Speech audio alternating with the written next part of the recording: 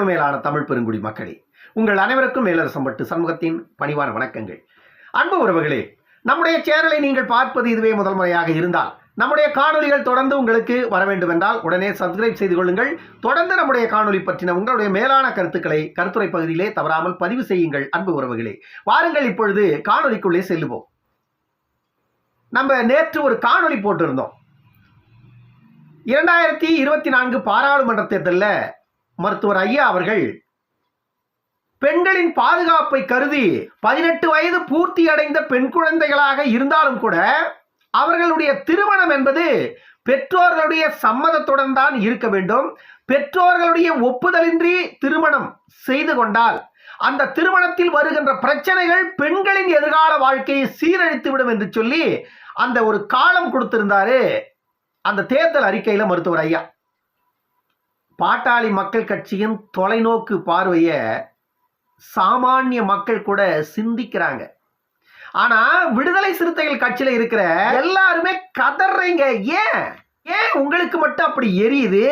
ஏன் நீங்க மட்டும் அப்படி கதறீங்க?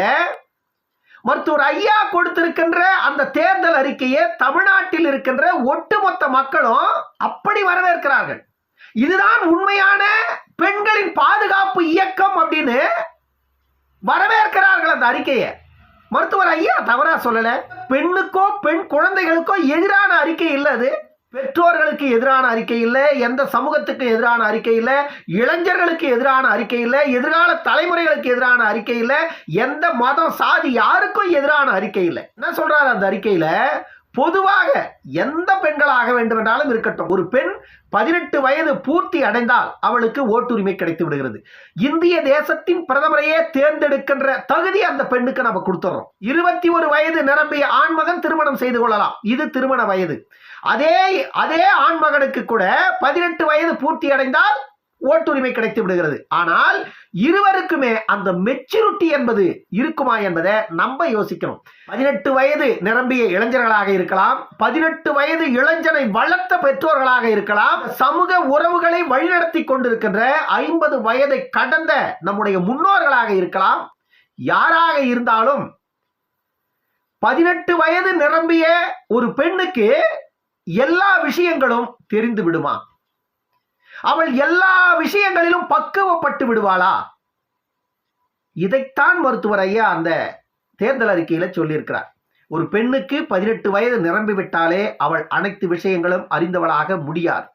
ஆகையால பெண் குழந்தைகள் எப்பொழுதுமே 18 வயது பூர்த்தி அடைந்த பெண்ணாக இருந்தாலும் 25 வயது நிரம்பிய பெண்ணாக இருந்தாலும் எந்த ஒரு காலகட்டத்திலும் நீ திருமணம் செய்து கொள்வதற்கு யாரும் தடையில்லை. 18 வயது நிரம்பிய பெண் இந்திய அரசியலமைப்பு சட்டத்தின்படி அவள் தானாகவே திருமணத்தை நிர்ணயித்துக் கொள்ளுகின்ற உரிமை கொடுத்திருக்கிறது இந்திய அரசியலமைப்பு சட்டம். அதை யாரும் எதிர்க்கவும் முடியாது, மறுக்கவும் கூடாது. ஆனா பெற்றோர்களுக்கு கூட அந்த எதிர்ப்பதற்கோ மறுப்பதற்கோ உரிமை இல்லை, இது சட்டம் கூறுகிறது. ஆனால் அதை யாரும் மறுக்கவில்லை. ஆனாலும் கூட பெண்கள் எங்களுக்கு சட்டத்தில் உரிமை இருக்கிறது என்று, நான் யாரை நினைக்கிறேனோ அவனை மணந்து கொள்வதற்கு எனக்கு உரிமை இருக்கிறது என்று நீங்கள் தவறான வழியில் சென்று விடக்கூடாது. அதற்காக எந்த தருணத்தில் நீங்கள் திருமணம் செய்து கொண்டாலும் உங்களுடைய பெற்றோர்களின் சம்மதத்துடன் திருமணம் செய்து கொள்ளுங்கள். நீங்கள் மாற்று சமூகத்தை சார்ந்தவரை திருமணம் செய்து கொண்டால் கூட அந்த திருமணம் பெற்றோரின் சம்மதத்தோடு இருக்கட்டும். ஏனென்றால் குழந்தையை ஈன்று 18 வயது வரை பேணி வளர்த்து கல்வியை கொடுத்து அவளுடைய எதிர்கால வாழ்க்கை எப்படி இருக்க வேண்டும் என்று பல கனவுகளை சுமந்து நிற்கின்ற அந்த பெற்றோர்களுக்கு ஒரே ஒரு நொடியில அந்த பெற்றோர்களுக்கு எதிராக இந்த பிள்ளைகள் சென்று விட்டால் அந்த பெற்றோர்களின் நிலை என்னவாகும்? இந்த இடத்துல குடும்பம், கௌரவம், மானம், மரியாதை எல்லாமே இருக்கிறது. ஆனா இதை பற்றி நான் பேசும் பொழுது நீங்க வேணா கமெண்ட்ல பாருங்க, எத்தனை நாய்கள் எப்படியெல்லாம் கதறுதுன்னு பாருங்க. நான் என்னன்றேன்னா, இந்த இடத்துல நான் எந்த சாதியை நான் குறிப்பிட்டு பேசல. சாமானிய பெண்கள் ஒட்டுமொத்த என் உறவுகளுக்கு நான் சொல்றேன். 18 வயது நிரம்பிவிட்டால் நீ அப்பொழுதுதான் பாதுகாப்பாக இருக்கணும். அந்த பாதுகாப்பை யார் கொடுப்பாங்க? பெற்றோர்கள் மட்டும்தான் கொடுக்க முடியும். இன்றைய சூழ்நிலையில அங்கேயே பாதுகாப்பு இன்மை இருக்கிறது. இதையெல்லாம் நம்ம சமூகத்துல பார்க்கிறோம். அப்படி இருக்கும் பொழுது நீ இந்த சொசைட்டில உன்னுடைய பெற்றோர்களை தாண்டி நீ ஒரு தனி மனிதனை நம்பி சென்றால் என்ன நடக்கும் என்பது நம்ம சொசைட்டில, நம்ம இந்த சமூகத்துல நிறைய விஷயங்கள்ல பார்த்து பார்த்து பார்த்து சளைத்து போயிட்டோம். அதற்குத்தான் இந்த சமூகத்தின் மீதும் பெண் குழந்தைகள் மீதும் மருத்துவர் ஐயாவிற்கும் பாட்டாளி மக்கள் கட்சிக்கும் இருக்கின்ற அந்த பொறுப்பு என்பது இன்னும் ஒரு படி உயர்ந்து நிற்கிறது. அதைத்தான் மருத்துவர் ஐயா அவர்கள் தேர்தல் அறிக்கையில கொண்டு வந்து கொடுத்தார். எந்த ஒரு பெற்றோர்கள்னா இந்த தேர்தல் அறிக்கைக்கு எதிர்ப்பு தெரிவிச்சாங்கன்னு சொல்லுங்க. எந்த ஒரு இளம் பெண்கள்னா இந்த அறிக்கைக்கு எதிர்ப்பு தெரிவிச்சிருக்காங்கன்னு சொல்லுங்க. எந்த ஒரு ஆண்மகனாவது இந்த தேர்தல் அறிக்கைக்கு எதிர்ப்பு தெரிவித்திருக்காங்கன்னு சொல்லுங்க. பாட்டாளி மக்கள் கட்சி என்றுமே பாமர மக்களின் வாழ்வியலுக்கான இயக்கம். ஒவ்வொரு இடத்திலும் மக்களின் வாழ்வியலை பாதுகாக்கின்ற கடமையும் பொறுப்பு அந்த இயக்கத்திற்கு உண்டு. அந்த இயக்கம் தொடங்கப்பட்டதே மக்களின் வாழ்வியல் உரிமையை பாதுகாப்பதற்கு. பாட்டாளி மக்கள் கட்சியின் நிறுவன தலைவர் பாட்டாளி மக்கள் கட்சியை மட்டும் தொடங்கல, இந்த மண்ணின் உரிமையை காப்பதற்கு, மக்களின் உரிமையை காப்பதற்கு 30க்கும் மேற்பட்ட இயக்கங்களை தொடங்கி இருக்கிறார். அத்தனை இயக்கங்களுக்கும் பல படிகள் கொடுத்திருக்கிறார். குறிப்பா விடுதலை சிறுத்தைகள் கட்சியை சார்ந்தவர்கள் மட்டுமே தொடர்ந்து இந்த தேர்தல் அறிக்கையை பத்தி பல பேர் பல தளங்கள்ல கதறத பார்க்கிறேன் நான். எனக்கு இதையெல்லாம் பார்க்கும் பொழுது சாதி வெறி யாருக்கு இருக்குதுன்னா, விடுதலை சிறுத்தைகள் கட்சியில இருக்கிற இளைஞர்கள் முதல் முதியவர்கள் வரை அந்த சாதி வெறிய தூண்டி விட்டு இருக்காங்க.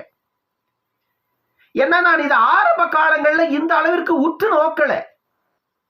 ஏன்னா சமூகத்துல பலதரப்பட்ட விஷயங்களை பார்த்த பொழுது இதுவெல்லாம் தவறாக இருக்குமோ என்று நான் எண்ணியது உண்டு. ஆனால் இந்த ஒரு தேர்தல் அறிக்கையை மட்டும் வச்சு பார்க்கும் பொழுது டாக்டர் ஷர்மிளா இவர் யாருன்னா, திருப்போரூர் சட்டமன்ற தொகுதி எம்எல்ஏவாக இருக்கின்ற எஸ் பாலாஜியுடைய மனைவி. இவர் தான் வந்துட்டு டாக்டர் ஷர்மிளா. இவர் வந்துட்டு இந்த அறிக்கையை பத்தி அவ்வளவு ஆவேசப்பட்டு பேசியிருக்காங்க ஒரு காணொலியில. அதே போல ஒன் இண்டியாங்கிற அந்த செய்தி சேனல்ல ஏற்கனவே ஒரு பிரபலமான செய்தி தொலைக்காட்சியில பணியாற்றி கொண்டிருந்த நெல்சன் சேவியர் வந்துட்டு இந்த தேர்தல் அறிக்கையை பத்தி அவ்வளவு இழிவாக பேசியிருக்கிறார். இவரும் விசிகாவின் ஆதரவாளர்.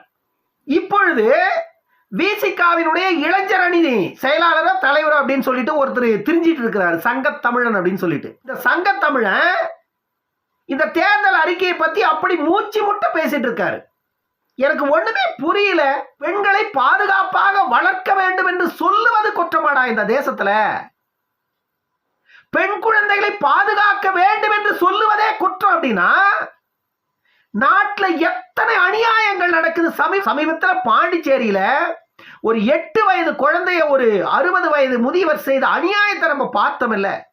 இது மாதிரி எத்தனை அநீதி சம்பவங்கள் நாம இந்த நாட்டுல பார்க்கிறோம். இதுவெல்லாம் எப்படி நடக்கிறது? இதுவெல்லாம் பெண்களுக்கான பாதுகாப்பு இன்மைதான், பாதுகாப்பு குறைபாடுகள். நீ எந்த கட்சியான இருங்க, விசிகாவின் தொண்டர்கள் மீது எனக்கு எப்பொழுதுமே மரியாதை உண்டு. ஆனா அந்த தொண்டர்களை வழி நடத்துகின்ற தலைவர்கள் தான் இத்தனை பிரச்சனைகளுக்கும் காரணம். அதுதான் பிரச்சனை. பாட்டாளி மக்கள் கட்சியின் தொண்டர்கள் வந்துட்டு மருத்துவர் அன்புமணி என்ன சொல்லி தராரு, எந்த ஒரு சிறு பிரச்சனையிலையும் தயவு செய்து தலையிட்டுறாதீங்க, எந்த இடத்துலையும் ஒரு வழக்கு வாங்கிடாதீங்க. ஏன்னா உங்களுக்கான எதிர்காலத்தை நீங்க சிக்கல்ல கொண்டு போய் முடிச்சிக்காதீங்க. நீங்க படிக்கணும், அடுத்த கட்டத்தை நோக்கி வேலை வாய்ப்புகளை நோக்கி நகரணும், ஒரு நல்ல இடத்தை போய் நீங்க அடையணும். இதற்கான வேலைகளை முன்னெடுங்க. ஏன்னா இந்த சமூகம், இந்த சொசைட்டி சீர்கெட்டு கிடக்கிறது. எந்த ஒரு விஷயத்திலையும் முன்ன போய் தலையை வச்சு பிரச்சனையில மாட்டிக்காதீங்கன்னு ஆரம்பத்திலிருந்து சொல்லி கொடுத்துட்டு இருக்காரு டாக்டர் அன்புமணி. பாட்டாளி மக்கள் கட்சியின் தொண்டர்களை பொறுத்த வரைக்கும் ஆதி மதம் மொழி இனம் அத்தனையும் கடந்து பாட்டாளி மக்கள் கட்சியில் பயணிக்கின்ற ஒவ்வொரு இளைஞர்களும் மருத்துவர் அன்புமணி ராமதாஸ் அவர்கள் சொல்லுகின்ற அத்தனை விஷயங்களையும் கரெக்டா பின்பற்றி அவர்கள் நகர்ந்து கொண்டிருக்கிறார்கள். இல்லை என்றால் இந்த சமூகத்தில் நடந்து கொண்டிருக்கின்ற இந்த சீரழிவுகளை எல்லாம் பார்த்து உங்களை போன்று அவர்கள் சாதி வெறி கொண்டால் தமிழ்நாட்டில் ஒண்ணுமே பண்ண முடியாது. நான் ஏன் இதை சொல்றேன் அப்படின்னா, அவர்கள் எந்த இடத்துலையும் சாதியை குறிப்பிட்டு எந்த விஷயத்தை பேசுறது கிடையாது. அவர்கள் சாதியை எங்கு பேசுகிறார்கள் என்றால் அவர்களுக்கான இடஒதுக்கீடு உரிமை, அந்த இடஒதுக்கீட்டு உரிமை வருகின்ற இடத்தில் மட்டும் வன்னியர்கள் என்ற சாதியவர்கள் முன்னிறுத்துகிறார்கள். இந்த சமூகம் தமிழ்நாட்டில் மிகப்பெரிய சமூகம். இந்த சமூகம் மிகப்பெரிய சமூகமாக இருந்தாலும் அவர்கள் கல்வி, வேலைவாய்ப்பு, பொருளாதாரத்தில் இன்னமும் பின்தங்கி இருக்கிறார்கள். இவர்களுக்கான விகிதாச்சார உரிமை கொடுத்தால் இந்த சமூகம் மேல வந்துடும் அப்படின்னு சொல்லிட்டு அதற்காகத்தான் தனி இடஒதுக்கீடு வேணும்னு கேட்டு தொடர்ந்து போராடுறாங்க. இதுதான் வன்னியர்கள் சாதியை முன்னிறுத்துகின்ற இடமே தவிர இந்த இடத்தை கடந்து வேற எங்கேயும் வன்னியர்கள் தன்னுடைய சாதியை முன்னிறுத்தி பேசிட்டு இருக்கிறது இல்லை. ஏனென்றால் அவர்களுடைய வாழ்வியல் நிலையை கருதி அவர்கள் ஒவ்வொரு நாளும் ஓடிக்கொண்டிருக்கிறார்கள். தேவையில்லாமல் அவர்களை சாதி ரீதியாக சீண்டி கொண்டிருக்காதீர்கள் அப்படின்னு தான் சொல்றேன் நான் இந்த விசிகாரங்களுக்கு. இந்த சங்கத்தமிழன் பேசுற அந்த வார்த்தைகளை கேட்கும் பொழுது எப்படியாப்பட்டவனுக்கு கோபம் வரவே செய்யுங்க. ஏன்னா இந்த சங்கத்தமிழன் இந்த சங்கத்தமிழன் இவெல்லாம் ஒரு கட்சி பொறுப்புல இருக்கிறதுக்கே தகுதியற்றவன் நினைக்கிறேன். ஏன்னா சாதி வன்மத்தை, இந்த மாதிரி வார்த்தைகள் தான் சாதி வன்மத்தை தூண்டுறது. இந்த மாதிரி வார்த்தைகள் தான் சாதி வன்மத்தை தூண்டுறது. ஐபிசி தமிழ்ல பேசியிருக்கான் ஒரு பேட்டியில, நீங்க வேணா போய் பாருங்க. அதெல்லாம் கேட்கவே முடியல, அவ்வளவு கேவலமா இருக்கு அவனுடைய பேச்சு. எல்லா மனிதர்களுக்கும் ஒரு மதிப்பு மரியாதை இருக்குதுங்க. யாரையுமே நம்ம எந்த நேரத்திலையும் தரம் தாழ்த்தி பேசிவிடக்கூடாது. சில நேரங்களில் வார்த்தையை விட்டுவிடவும் கூடாது. ஆனால் இந்த மனிதர் பேசுவதை என்னால் சகித்துக் கொள்ள முடியல. இப்போ சட்ட ரீதியா பாதுகாப்பு பெண் குழந்தைகளுக்கு வேண்டுமா வேண்டாமா? பெண் குழந்தைகளுக்கு 18 வயது நிரம்பி விட்டது. 18 வயது நிரம்பி விட்ட ஒரே காரணத்தினால அவர்களுக்கு இந்திய அரசியலமைப்பு சட்டம் அவர்களுக்கு அனைத்து உரிமைகளும் கொடுத்து விடுகிறது. 18 வயது நிரம்பி விட்டால் நீ எந்த முடிவாக இருந்தாலும் தன்னிச்சையாக எடுத்துக்கொள்ளலாம். உனக்கு யாரும் தடை விதிக்க முடியாது, பெற்றோர்கள் உட்பட.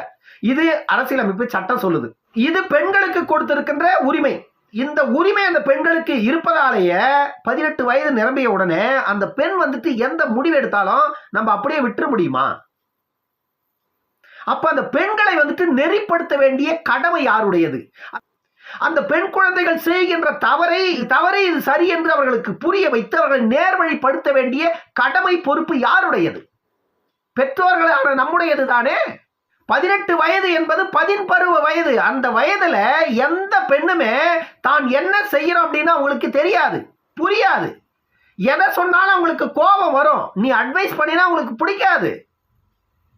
ஆனால் அவர்களை பக்குவப்படுத்த வேண்டிய கடமையும் பொறுப்பும் ஒவ்வொரு பெற்றோருக்கும் இருக்கிறது, ஒவ்வொரு சகோதரர்களுக்கும் இருக்கிறது, இந்த சமூகத்திற்கு இருக்கிறது, மாநிலத்தின் அரசுக்கு இருக்கிறது. ஒரு மனிதன் ஆயிரக்கணக்கான வாகனங்கள் போற ரோட்ல கண்ணு மண்ணு தெரியாத ஓடுறான்னு வச்சுக்கங்க. எதிரில் வர ஏதோ ஒரு வாகனத்துல எங்கேயோ ஒரு இடத்துல கண்டிப்பா அடிபட்டுருவான். அதற்கு நம்ம என்ன பண்றோம்? அப்படி ஓடுறவனை எங்கேயோ எதையோ ஒரு விபத்துல போய் இவன் மாட்டிக்க போறான்ட்டு நம்ம ஓடி அவனை தடுத்து பிடிச்சி என்ன பிரச்சனைன்னு கேட்கிறோம் இல்லையா? இதுதான் குழந்தைகளுடைய பிரச்சனை. 18 வயது நிரம்பிய பெண் பிள்ளைகள் மட்டுமில்ல, ஆணும் கூட தான் சொல்றேன் நான். அவர்களுக்கு எந்த விஷயமும் தெரியாது. அவர்கள் அந்த குழந்தை பருவத்துல தான் இருக்காங்க. ஆனால் அரசியலமைப்பு சட்டத்துல 18 வயது அவர்களுக்கு திருமண வயதுன்னு கொடுத்திருக்குது சட்டம்.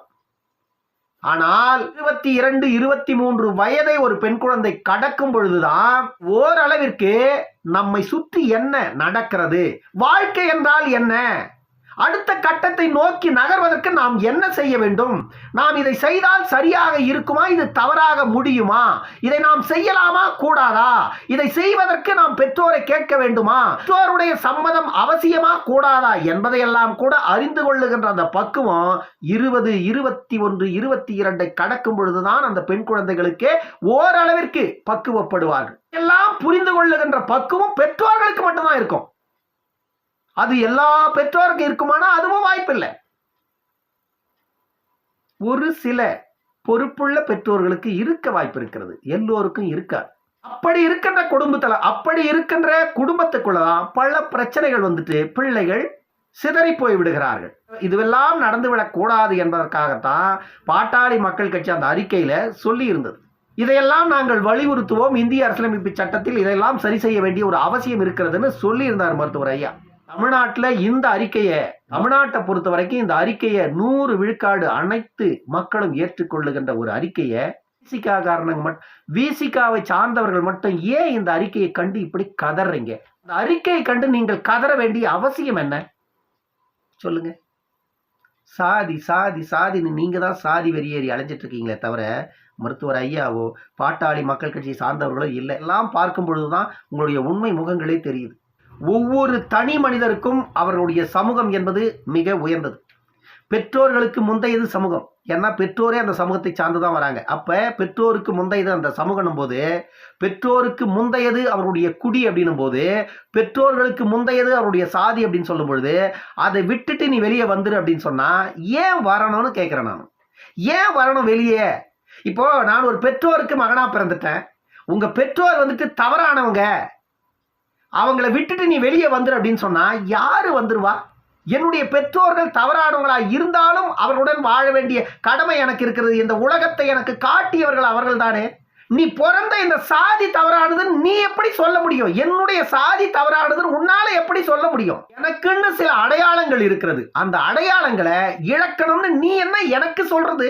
இந்த அடையாளத்தை நீ வைத்துக் கொள்ள கூடாது என்று எனக்கு கட்டளையிட உனக்கு என்ன உரிமை இருக்கிறது? நீ யார் இந்த அடையாளத்தை நீ போட்டுக் கொள்ள கூடாது என்று சொல்லுவதற்கு? சொல்லுங்க. சாதிய வந்துட்டு நான் தூக்கி பிடிக்கலங்க. ஆனா நீங்க பேச வைக்கிறீங்க. உங்களுக்கு இடஒதுக்கீடு வேண்டும், அந்த இடத்துல உனக்கு சாதி வேணுமா இருக்குது. நீ அந்த இடஒதுக்கீட்டை விட்டுட்டு வெளியே வந்துற. எனக்கு இந்த எஸ்சி கோட்டாவில் எனக்கு இந்த இடஒதுக்கீடே வேணான்னு சொல்லிட்டு யாருன்னா வெளியே வாங்கலாம், பார்க்கலாம். அதுக்கு மட்டும் உனக்கு சாதி வேணுமா? அதே சாதியை சொல்லி மற்றவர்கள் இடஒதுக்கீடை பத்தி பேசினா அவன் சாதி வெறியன் ஆயிடுறான். முன்னாடி எப்படா அவங்களால இப்படி எல்லாம் பேச முடியுது? உனக்கு வந்தா ரத்தம், மற்றவனுக்கு வந்தா தக்காளி சட்னி. உனக்கு நடந்தா விபத்து, மற்றவனுக்கு நடந்தா திமிரு, ஆணவம். என்னடா இது அநியாயம்? வன்மத்துக்கு ஒரு அளவு வேண்டாமா? சில விஷயங்களை பேசக்கூடாது, கடந்து போகலாம்னு நான் பல நேரங்களை நினைக்கிறேன். இந்த மாதிரியான நேரங்கள்ல இதையெல்லாம் நான் பேசக்கூடாதுன்னு தவிர்த்து வரேன். ஆனாலும் இப்படிப்பட்ட சம்பவங்களை பார்க்கும் பொழுது என்னால பேசாம இருக்க முடியல. இதெல்லாம் விசிகாவினுடைய சகோதரர்களுக்கு நான் இப்பவும் சொல்றேன், அடங்க மறு அத்துமீறு திமிரி எழி திருப்பி அடி அப்படின்னு சொல்றது சொசைட்டில உங்களுக்கு நடக்கின்ற உங்களுக்கு மறுக்கப்பட்ட உரிமைகள்ல இந்த ஸ்லோகத்தை நீங்க பயன்படுத்தினா தவறு இல்லை. ஆனா நீங்க அடுத்த சமூகத்தை குறிவைத்து அடங்க மறுக்கிறீங்க, அத்துமீறீங்க, திமிரி எழுறீங்க, திருப்பி அடிக்கிறீங்க. இதுவெல்லாம் உங்களுக்கு பாதகமாக மாறுது. சொசைட்டில நீங்க இப்படி சாதி வெறிபிடித்தவர்களாக திரியுறீங்க. சங்கத்தமிழுடைய அந்த பேச்சில சாதி வன்மம் அப்படியே தெரிக்குது. வெக்கமா இருக்குது அதெல்லாம் பார்க்கறதுக்கு. அதை பத்தி பேசுறதுக்கு எனக்கு உண்மையிலேயே அசிங்கமா இருக்கு. நான் பல காணொளிகளில் வன்னியர்களை பற்றி பேசியிருக்கேன். எதற்காக? அவர்களுடைய உரிமைக்காக பேசுகிறேன். அதை தாண்டி வன்னியர்களை பற்றி, அதை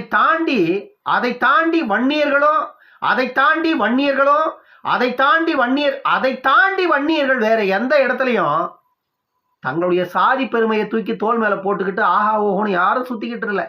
ஆனா இங்க ஒரு பொது சமூகத்துல சாமானிய பெண்களின் பாதுகாப்பை வலியுறுத்தி பேசுவது கூட சாதி வெறி என்று சித்தரிக்கப்படுகிறது என்றால் எவ்வளவு பெரிய சாதி வன்மம் உங்களுக்கு பிடித்திருக்கிறது என்பதை நான் பார்க்கிறேன்.